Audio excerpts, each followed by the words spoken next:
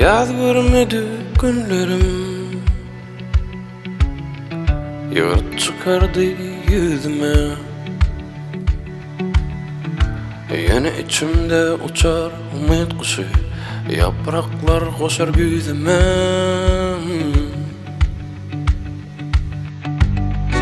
Tutun yani kelim bilindirmişa,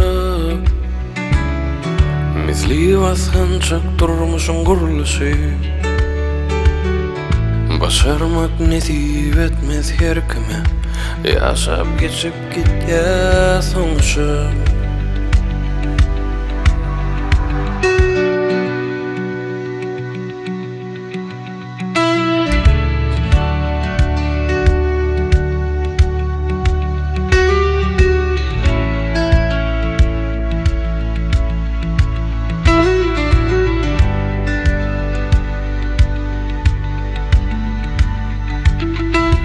Sen vargal gitme yanımdan,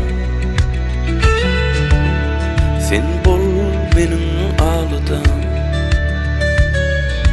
Gel çıkar bizi karanlıktan, yaktılanlar kalma.